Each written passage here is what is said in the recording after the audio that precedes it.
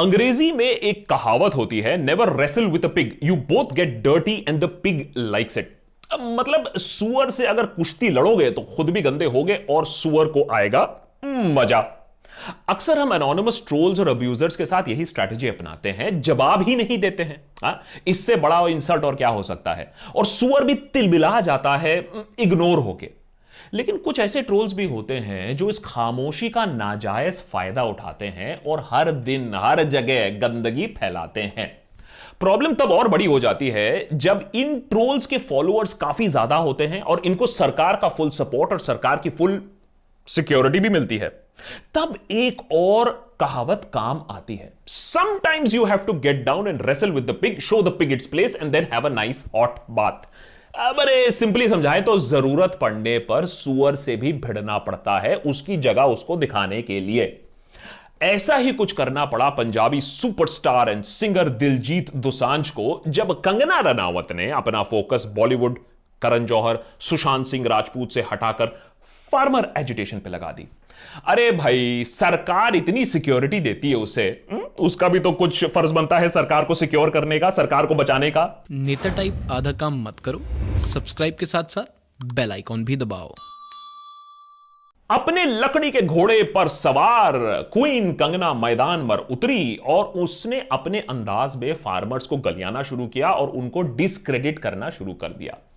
कंगना लेकिन यह भूल गई थी कि यह मिडिल क्लास टीवी वाली ऑडियंस नहीं है जो मुंडी हिलाकर 9 बजे जो भी वो बोले वो मान ले। खासकर कि यह वाला ट्वीट जहां कंगना ने फार्मर्स के साथ प्रोटेस्ट करती हुई दादी का अपमान किया और कहा कि यह 100 रुपए में मिलती हैं ऐसी दादियां। 3 बड़ी गलतियां कर दी कंगना ने एक ही ट्वीट में। पहला तो यह टाइम मैगजीन वाली शाहीन बाग वाली दादी नहीं थी, यह पंजाब के फार्मर्स को सपोर्ट करने वाली दादी थी। कंगना को लगा कि भैया देखो, सबका तो रेड कार्ड होगा, है दादी का भी होगा। अब देखिए, इस बात को मैं समझ सकता हूं, देखिए कुछ लोग अपनी पर्सनल आदतों से मजबूर होते हैं। लेकिन तीसरी सबसे बड़ी गलती हुई कंगना से जब कंगना ने पंगा ले लिया किससे? पंजाबियों से। अरे भैया, इस बार तो अर्नब दादा भी नहीं थे बचाने के लिए। देखो भाई, देखो पंजाबियों से फालतू में पंगा नहीं लेते, मैं पर्सनल एक्सपीरियंस से बता सकता हूं, नहीं लेते। और खासकर कि तब तो बिल्कुल नहीं लेते हैं जब वो गुस्से में है, दिल्ली के दरवाजे पर दस्तक दे रहे हैं, सरकार से मांग कर रहे हैं। जवाबी कार्रवाई में दिलजीत दोसांझ, जो कि फार्मर्स को पहले से ही सपोर्ट कर रहे थे, उन्होंने लिखा कि हमारी मां हमारी भगवान है, जो उनकी बेइज्जती करेगा ना वो हमारे लिए सेलिब्रिटी नहीं है। हमारी मां के सवाल का अब जवाब दे, भाग मत कंगना। और वैसे आज के लिए यही काफी है, जब दोबारा खुराक चाहिए होगा तो बता देना, पंजाबी हमेशा तैयार रहते हैं। और साथ ही में जो वीडियो था वो पूरा एक्सपोज कर रहा था कि कंगना ने जो बोला था वो बिल्कुल झूठ था और एक प्रोपेगेंडा वो फैलाने की कोशिश कर रही थी, शाहीन बाग से लिंक करने की कोशिश कर रही थी फार्मर प्रोटेस्ट को। समझदार आदमी यहां चुप रहता या फिर माफी मांग लेता, लेकिन कंगना को तो दोनों ही नहीं करना आता है, तो उसने वही किया जो उसको करना आता है। वो फूट पड़ी एज ए ज्वालामुखी, बोली, ओ करण जौहर के पालतू, जो दादी शाहीन बाग में अपनी सिटीजनशिप के लिए प्रोटेस्ट कर रही थी, वो बिल्किस बानो दादी फार्मर्स के एमएसपी के लिए भी प्रोटेस्ट करती हुई दिखी। महेंद्र कौर को तो मैं जानती तक नहीं, क्या ड्रामा चला के रखा है तुम लोगों ने, स्टॉप दिस राइट नाउ। पहली बात तो है कि कंगना दूसरों को बोल रही है क्या ड्रामा चला के रखा है, भाई इससे ज्यादा आयरनी क्या हो सकती है। अब देखिए, बॉलीवुड का कोई स्टार होता ना, यहां चुप हो जाता, अरे कौन खाए गाली कंगना से।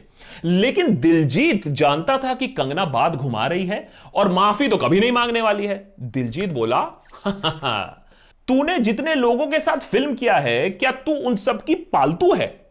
फिर तो लिस्ट बहुत लंबी होगी मालकों की। बॉलीवुड नहीं है, ये पंजाब वाले हैं, इनकी छाती में बहुत जोर है। झूठ बोलकर लोगों को भड़काना और इमोशंस के साथ तो खेलना वो आपसे अच्छा और कौन जानता है। जो बात सब जानते थे, सब बात कर रहे थे जिसके बारे में, वो दोसांझ ने खुले में पूरे दुनिया के सामने रख दी। अब तक कंगना खोरियाई हुई बिल्ली बन गई थी, खंबा नोच रही थी, अपने लेवल पर तुरंत गिराई, बोली, ओ चमचे चल, तू जिससे काम लेता है उनकी मैं रोज बजाती हूं। मैं कंगना रनावत हूं, तेरे जैसे चमची नहीं जो झूठ बोलूं। मैंने सिर्फ और सिर्फ शाहीन बाग वाली प्रोटेस्टर पर कमेंट किया था, अगर कोई अलग साबित कर दो तो मैं माफी मांग लूं। यार एक झूठ को छुपाने के लिए, एक एजेंडा को छुपाने के लिए 100 और झूठ दागे जाओ। कंगना बार बार डिस्कशन को बॉलीवुड और शाहीन बाग के तरफ ले जा रही थी। वो फार्मर प्रोटेस्ट को शाहीन बाग से लिंक करने की बहुत डेस्परेट कोशिश कर रही थी। फार्मर प्रोटेस्ट के लिए कोई बात नहीं, क्योंकि शायद आईटी सेल ने उसको फार्मर प्रोटेस्ट के बारे में अच्छी तरीके से ट्रेनिंग नहीं दिया होगा। दिलजीत फिर उसने गोली दागी, आजा आजा, ऐसा काम मैं नहीं करता। तूने कितनों से ऐसे काम लिए हैं। मैं बॉलीवुड में स्ट्रगल नहीं करता मैडम। बॉलीवुड वाले कहते हैं फिल्म कर लो सर। मैं फिर कहता हूं, ये बॉलीवुड नहीं पंजाब वाले हैं, 2 की 36 सुनाएंगे। दिलजीत के जवाब से कंगना अब तिलबला रही थी, लेकिन एक बात और भी सामने आ रही थी अनफॉर्चुनेटली, कि बॉलीवुड में आज तक किसी बड़े स्टार ने कंगना को ऐसे ब्रूटली एक्सपोज नहीं किया था। यह काम एक पंजाबी सुपरस्टार को करना पड़ा।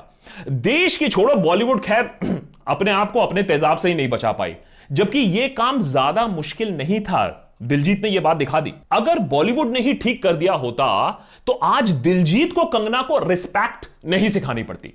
दिलजीत भी लगा रहा, बोला कि तमीज नहीं है तुझ में, किसी की मां बहन के बारे में कुछ भी कह देती है, खुद औरत होके दूसरी औरत को 100 रुपए वाली कहती है, हमारे पंजाब की मां हमारे लिए भगवान होती है। ये तो तूने मधुमक्खी के छत्ते में हाथ डाल दिया।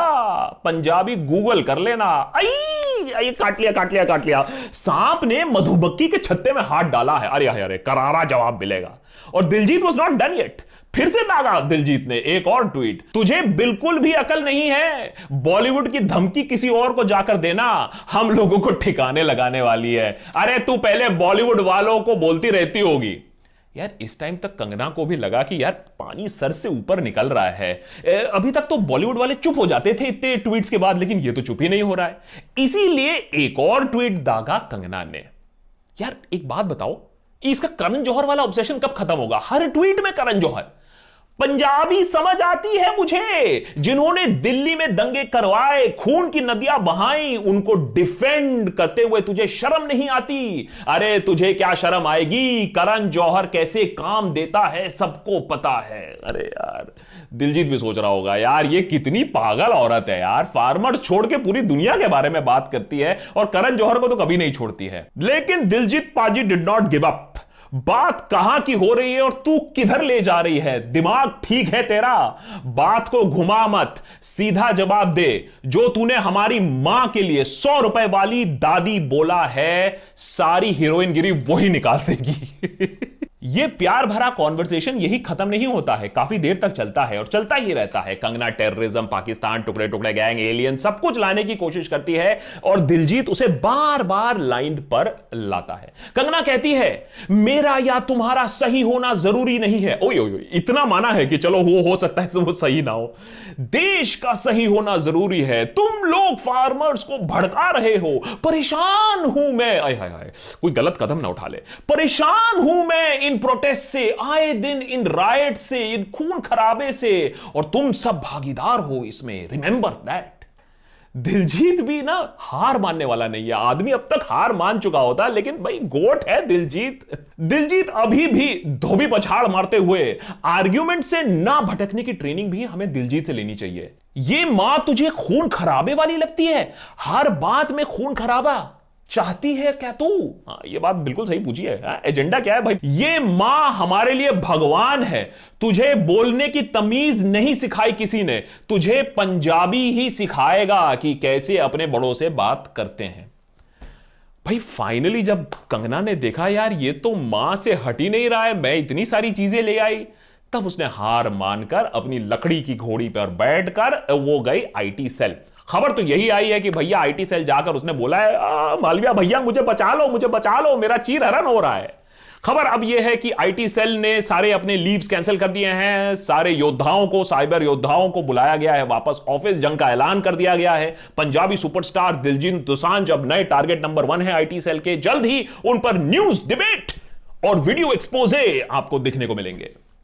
दिलजीत तो ये सब झेल लेगा, वो तैयार है इस सब के लिए। लेकिन क्या अब बॉलीवुड अपने नींद से, अपने एरोगेंस से जगेगा? बात कंगना की नहीं है, दिलजीत भी कहता है कि ये बॉलीवुड नहीं है कि तुम भौंकती रहो और हम चुप बैठेंगे। बॉलीवुड में स्वरा, तापसी, ऋचा जैसे एक्टर्स और कुछ डायरेक्टर्स के सिवा हमें खामोशी ही मिली है और इस खामोशी का फायदा खूब उठाया है कंगना ने।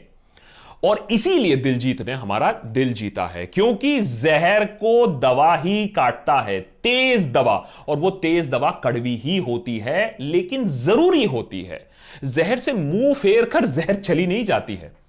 इस पब्लिक ह्यूमिलिएशन के बाद भी कंगना रुकेगी नहीं, इस पे किसी को डाउट नहीं है। उसका जहर मानने वाले बहुत सारे लोग हैं, लेकिन उसका इमेज अब पिचक गया है। आने वाले दिनों में कंगना को जरूर बोला जाएगा, बेटा सोच समझ कर ट्वीट कर लो, नहीं तो दिलजीत आ जाएगा।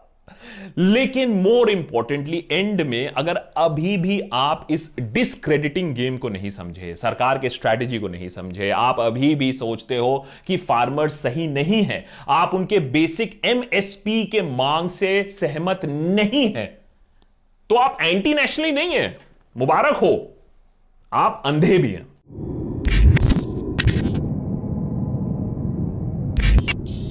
लेकिन अगर आप अभी तक ये वीडियो देख रहे हैं तो मेरे ख्याल से आप अंधे तो नहीं हैं और आप में काफी हद तक आईक्यू और कॉमन सेंस तो है कि आप इस गेम को देख रहे हो। इस गेम को एक्सपोज किया है दिलजीत ने, उनके एक प्यादे को बहुत अच्छी तरीके से एक्सपोज किया है दिलजीत ने। आशा करता हूं आपको ये वीडियो अच्छा लगा हो, नहीं भी लगा हो तो कमेंट सेक्शन खुला हुआ है, जरूर बताइए आपको कैसा लगा। आप हमारी मुहिम के साथ जुड़ सकते हैं जिससे हम ऐसे और वीडियोस बना पाएं। आप ज्वाइन कर सकते हैं हमारी मुहिम को ऑन patreon.com/देशभक्त। अब हमारे पास एनुअल मेंबरशिप भी है जो आप ज्वाइन कर सकते हैं, जिससे आपको मिलता है डिस्कॉर्ड एक्सेस, जिसके आपको मिलता है podcast and exclusive members only live stream. जरूर ज्वाइन करिएगा मेंबरशिप, नीचे ज्वाइन बटन है, आप उसको भी इस्तेमाल कर सकते हैं। Thanks for watching, more episodes coming up.